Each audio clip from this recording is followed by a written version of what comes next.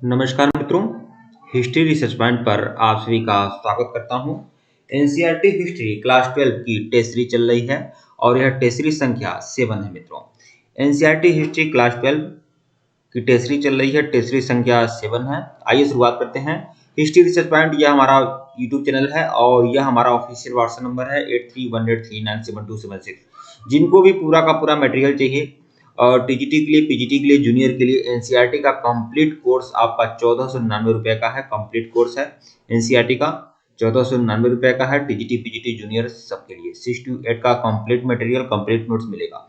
जिनको नोट्स और पीपीटी चाहिए, 2500 एमसीक्यू टेस्ट सीरीज चाहिए, वन लाइनर सीरीज चाहिए, वो लोग ज्वाइन कर सकते हैं। केवल 799 रुपये का कोर्स है, जिसमें आप लोग को टीजीटी पीजीटी और 2500 एमसीक्यू की टेस्ट सीरीज मिलेगी 6 to 12 की। ठीक है, अब इसमें 1499 वाले में क्या है, इसमें आपको 1 ईयर सब्सक्रिप्शन के साथ मिल रहा है। 1 ईयर सब्सक्रिप्शन वाली फैसिलिटी आपकी 1499 में है और इसमें आपका टीआरई 3 का पूरा नोट्स आपको टेस्ट सीरीज मिल जाएगा।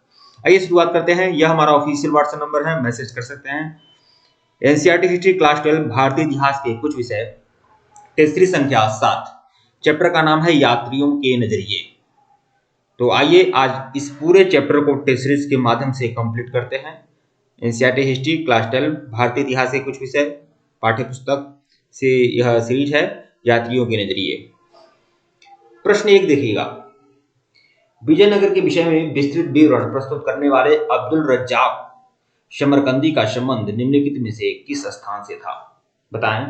ईरान से, इराक से, हेरात से या इटली से? किस स्थान से संबंध था अब्दुल रज्जाक का? इनका संबंध था हेरात से। हेरात से इनका संबंध था। विकल्प सी जो है वह आपका सही है। व्याख्या देख लीजिएगा। 15वीं सदी में विजयनगर का विवरण प्रस्तुत करने वाले अब्दुल रज्जाक समरकंदी का संबंध हेरात से था, जो कि एक राजनयिक के रूप में भारत आए थे। यह एक राजदूत के रूप में भारत आए थे। फारस के निवासी अब्दुल रज्जाक, ठीक है, ये फारस के राजदूत थे, लेकिन मुख्य रूप से कहाँ के थे? हेरात के। प्रश्न 2 देखिएगा, निम्नलिखित युग्मों पर विचार करना है यात्रियों के बारे में कि कौन सा यात्री किस वर्ष आया था, किस शताब्दी में आया था। अब अलबरूनी 12वीं सदी में आया था क्या? मैं आपको बता दूं, अलबरूनी जो आया था मोहम्मद गजनवी के साथ आया था और मोहम्मद गजनवी की जो यात्रा हुई थी 12वीं सदी में नहीं, 11वीं सदी में हुई थी। तो यह तो बिल्कुल सही नहीं है। इब्न बतूता 13वीं सदी में आया था। इब्न बतूता मैं आपको बता दूं 14वीं सदी में आया था। ठीक है, 1333 में यह इसकी यात्रा होती है, तो 14वीं सदी लग जाता है। ठीक है, तो यह भी आपका सही नहीं है। फ्रांसवा वर्नियर 11वीं सदी में आया था। फ्रांसवा वर्नियर 11वीं सदी में नहीं, यह भी आपका 17वीं सदी में आया था। तो तीन की तीनों बातें गलत हैं। ठीक है, यात्रा का समय का और यात्रियों का।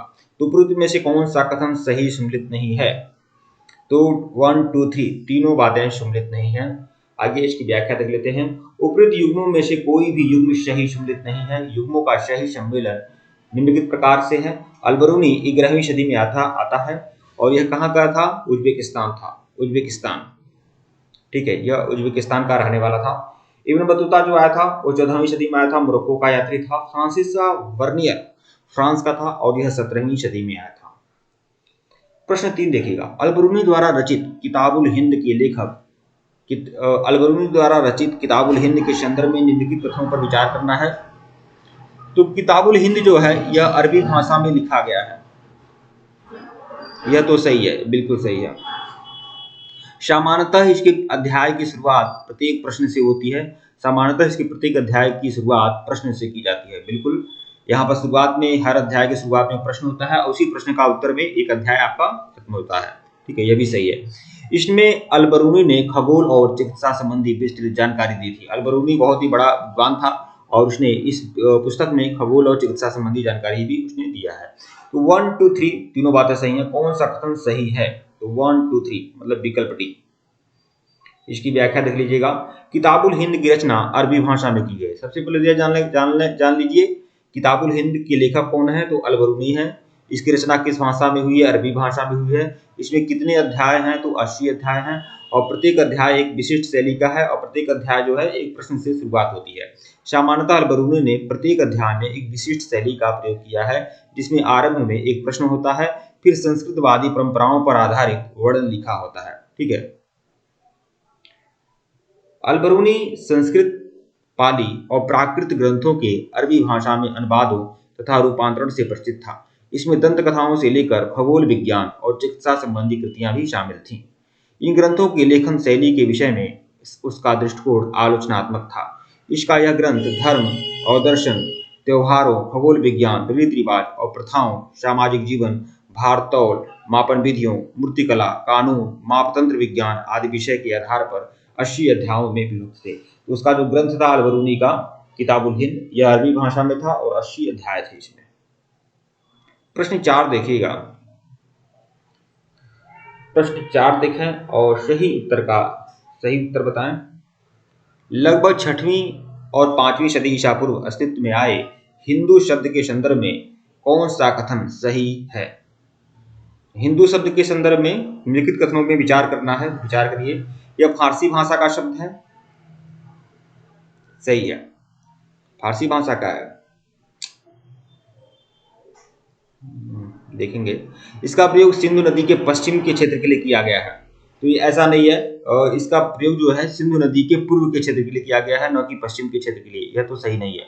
तीसरा देखिएगा, यह सामाजिक एवं धार्मिक पहचान के रूप में जाना जाता है, तो सामाजिक और धार्मिक पहचान के रूप में जाना जाता था,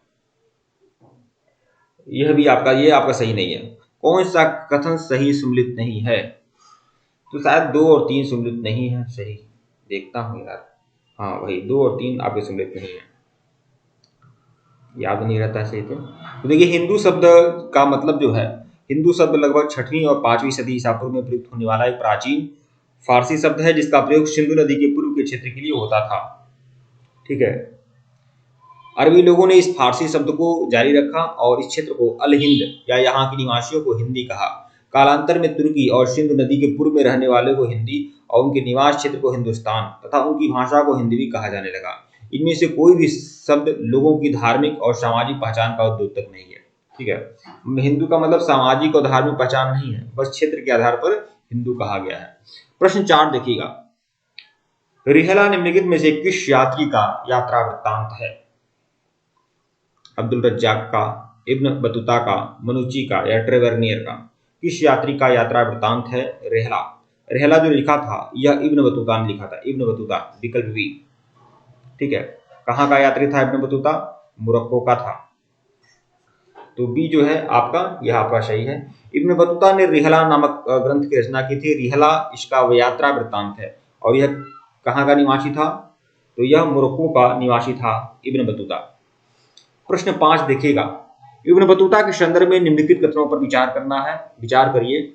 इसने 14वीं सदी के भारतीय समाज की जानकारी दी थी, बिल्कुल सही है। इसका जन्म तंजियर में हुआ था, तो मोरक्को के तंजियर में इसका जन्म होता है, यह भी सही है। इसने अपने यात्रा वृत्तांत में लिखा कि राजमार्ग पूर्णतः सुरक्षित थे।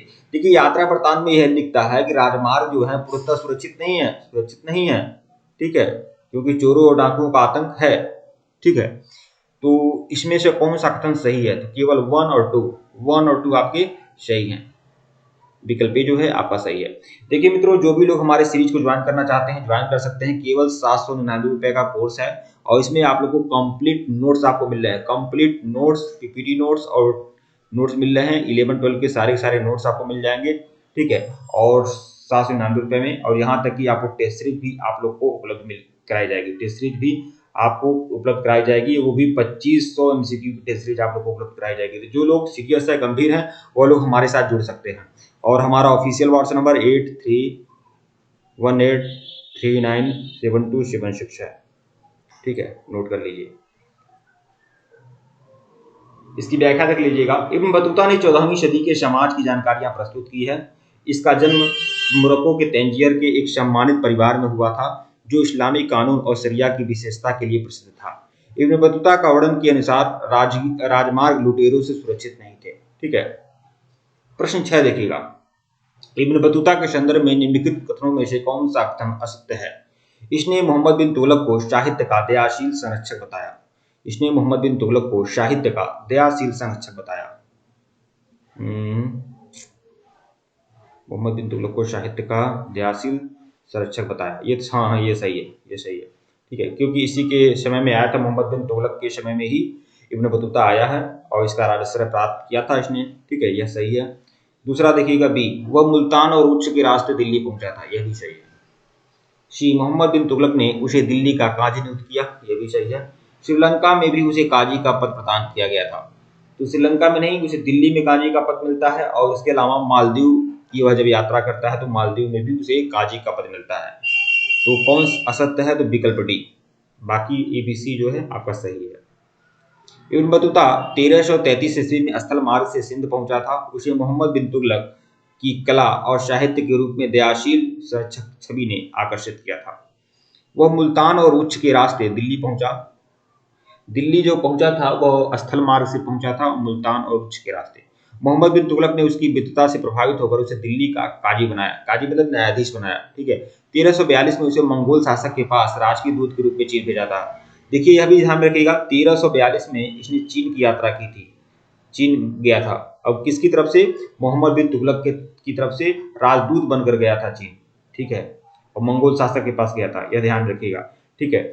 अपनी नई नियुक्ति के साथ इब्न बतूता मध्य भारत के रास्ते मालाबार तट की ओर बढ़ा। अब देखिए, जब उसके बाद वह मध्य भारत के रास्ते मालाबार तट पर पहुंचा। मालाबार तट कहाँ है? केरल में है, ठीक है। वह मालाबार से फिर मालदीव गया, जहां उसने 18 महीने तक काजी के रूप में काम किया। तो दिल्ली में भी काजी रहता है, उसके बाद मालाबार तट पर आता है, मालाबार से मालदीव पहुंचता है, वहां पर भी काजी के पद पर रहता है। 1342 में यह चीन जाता है। ये तिथि ध्यान रखिएगा आप लोग।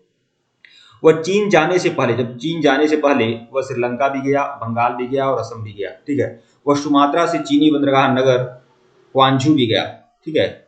चीन के विषय में उसने वृत्तांत की तुलना, चीन के विषय में जो भी कुछ उसने लिखा है ना, उसका कंपेयर किससे किया जाता है? मार्को पोलो के वृत्तांत से किया जाता है। ऐसा आरोप भी लगाया जाता है कि मार्को पोलो ने जो भी कुछ लिखा वह अल बरूनी के अनुसार ही लिख दिया।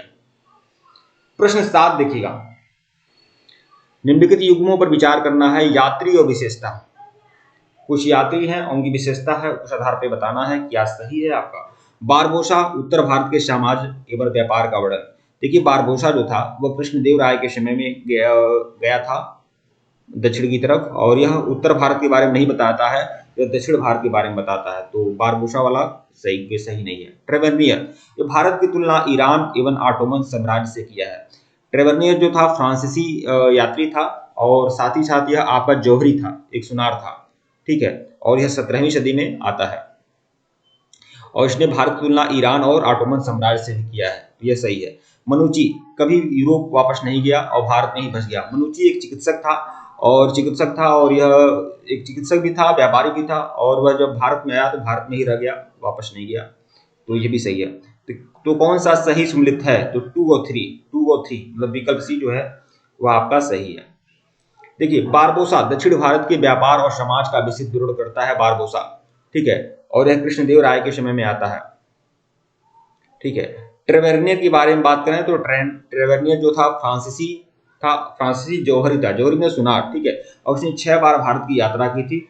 वो भारत की व्यापारिक स्थितियों से बहुत ही ज्यादा प्रभावित था, ठीक है। उसने भारत की तुलना ईरान और ऑटोमन साम्राज्य से किया है, ईरान और ऑटोमन साम्राज्य से इसने भारत की तुलना किया है, ठीक है।